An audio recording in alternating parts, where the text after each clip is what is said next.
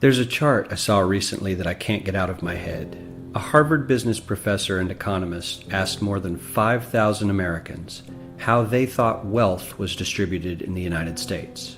This is what they said they thought it was. Dividing the country into 5 rough groups of the top, bottom, and middle 3 20% groups, they asked people how they thought the wealth in this country was divided. Then he asked them what they thought was the ideal distribution. And 92%, that's at least 9 out of 10 of them, said it should be more like this. In other words, more equitable than they think it is. Now that fact is telling, admittedly, the notion that most Americans know that the system is already skewed unfairly. But what's most interesting to me is the reality compared to our perception. The ideal is as far removed from our perception of reality as the actual distribution is from what we think exists in this country. So ignore the ideal for a moment. Here's what we think it is again. And here is the actual distribution. Shockingly skewed. Not only do the bottom 20% and the next 20%, the bottom 40% of Americans barely have any of the wealth. I mean, it's hard to even see them on the chart. But the top 1% has more of the country's wealth than 9 out of 10 Americans believe the entire top 20% should have. Mind-blowing. But let's look at it another way, because I find this chart kind of difficult to wrap my head around. Instead, let's reduce the 311 million Americans to just a representative 100 people. Make it simple. Here they are: teachers, coaches, firefighters, construction workers, engineers, doctors, lawyers, some investment bankers, a CEO, maybe a celebrity or two. Now let's line them up according to their wealth. Poorest people on the left, wealthiest on the right, just a steady row of folks based on their net worth. We'll color code them like we did before based on which 20% quintile they fall into. Now let's reduce the total wealth of the United States, which was roughly $54 trillion in 2009, to this symbolic pile of cash. And let's distribute it among our 100 Americans. Well, here's socialism, all the wealth of the country distributed equally. We all know that won't work. We need to encourage people to work and work hard to achieve that good old American dream and keep our country moving forward. So, here's that ideal we asked everyone about. Something like this curve.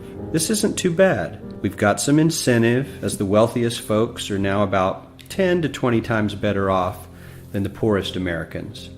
But hey, even the poor folks aren't actually poor, since the poverty line has stayed almost entirely off the chart.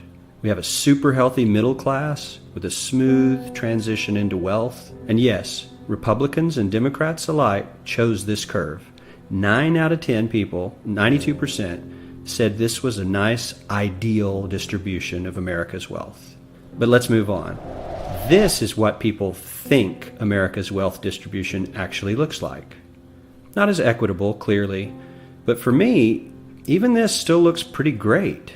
Yes, the poorest 20 to 30% are starting to suffer quite a lot compared to the ideal, and the middle class is certainly struggling more than they were, while the rich and wealthy are making roughly 100 times that of the poorest Americans, and about 10 times that of the still healthy middle class. Sadly, this isn't even close to the reality. Here is the actual distribution of wealth in America. The poorest Americans don't even register. They're down to pocket change. And the middle class is barely distinguishable from the poor. In fact, even the rich between the top 10 and 20 percentile are worse off. Only the top 10% are better off. And how much better off? So much better off that the top 2 to 5% are actually off the chart at this scale. And the top 1%, this guy, well, his stack of money stretches 10 times higher than we can show. Here's his stack of cash, restacked, all by itself. This is the top 1% we've been hearing so much about. So much green in his pockets that I have to give him a whole new column of his own, because he won't fit on my chart. 1% of America has 40% of all the nation's wealth. The bottom 80%, 8 out of every 10 people, or 80 out of these 100, only has 7% between them. And this has only gotten worse in the last 20 to 30 years. While the richest 1% take home almost a quarter of the national income today, in 1976 they took home only 9%, meaning their share of income has nearly tripled in the last 30 years. The top 1% own half the country's stocks, bonds, and mutual funds. The bottom 50% of Americans own only 0.5% of these investments, which means they aren't investing. They're just scraping by.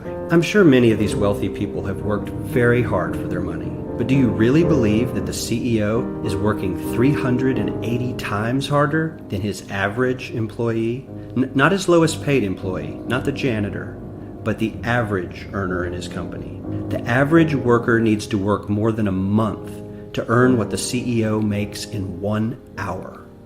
We certainly don't have to go all the way to socialism to find something that is fair for hardworking Americans. We don't even have to achieve what most of us consider might be ideal. All we need to do is wake up and realize that the reality in this country is not at all what we think it is.